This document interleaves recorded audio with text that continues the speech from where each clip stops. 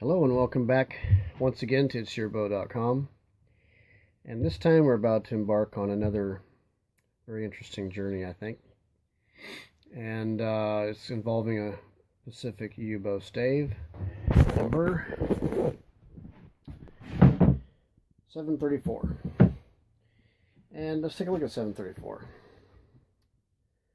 It has the rocking chair effect. One would think it was already trying to be strung up as a bow. It's about 2.5 inches wide. It's physically right now about 74 inches long, but this is going to become a 68-inch stave. And the reason for that is the distribution of material, especially in the handle location. We can get away with this loss right in here, this fall away of material you see right there. It would suffice as a handle, but it's not a good location. So I wanted it to be more in this region if you have more mass. Overall, the stave, if you sight down, it actually is, this line is pretty straight. And rather than normally what I'd do in this case is I would find center and begin with that process. But in this case, this is has a really nice edge. All the way down, I sighted it in, and even alongside the table. As you move it, you can see it's very close.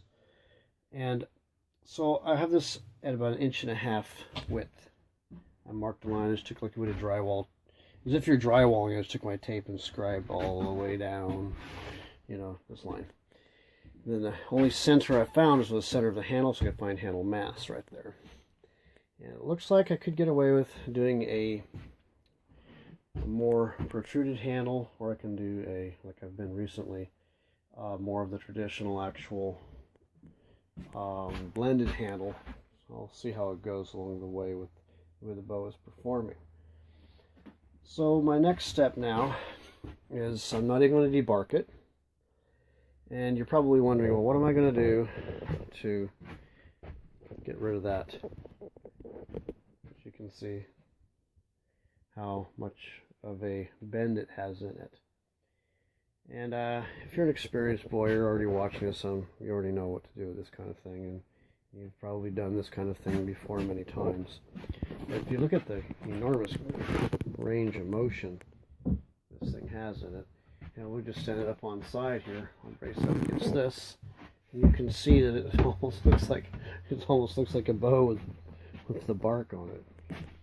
So in relationship to anything straight, it's pretty bad. So it has one heck of a arch in it. In fact, it measures from the belly, from the bottom of the belly there to the deck, about 4 inches out, and that's in a 74-inch range. So we have a little cure for that. And I will begin this process here by eliminating the length of it. First thing I'm going to do is knock that thing down to about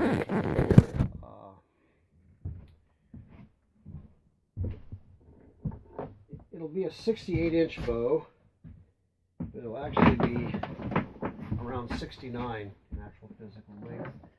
And I prefer to do that because it allows me much graceful knock, which I've always repeated. I like a long, nice shaping knock. It gives you a little bit of room for error at the end there, because you never know what wood is going to do. And maybe maybe I'll go ahead and do buffalo horn on this. We'll see how, if the bow is attractive enough and is a nice enough piece, I may do a buffalo horn on the end. I don't know. We'll see. That's just kind of up in the air at the moment. So I'm just going to cheat real quick. That's off. Nip this off.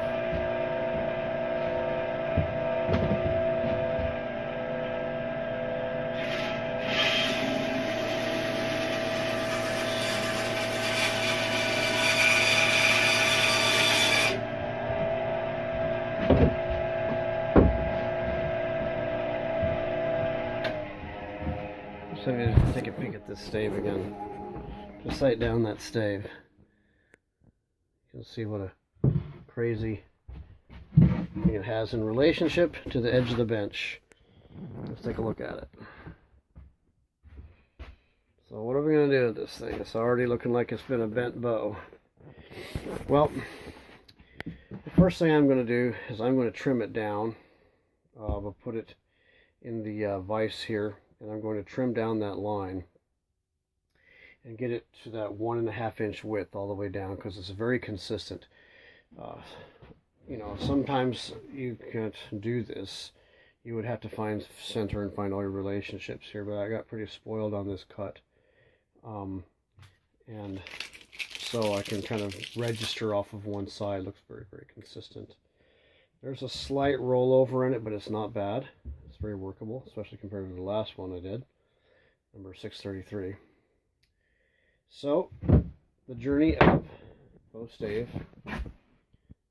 734 is about to begin. So we're going to be on it now. So in a few minutes, you'll want to come back. We'll have this thing in the bow vise, and then after it's trimmed down to about the width that I want, that I expect, then there's a little procedure I'm going to do to get it flat, and very as flat as I can possibly get it. I've done this before with some pretty bad, extremely arched bows, one way or the other, when they were in, either the back set was to the extreme where I couldn't do anything with tillering it, or it was like this, the opposite, where you have the massive arch going, you know, convexing in rather than deflexing out. So anyhow, I shall be back soon. Begin the next process of knifing it, shaping it down, and I won't debark it until I've gotten it flattened.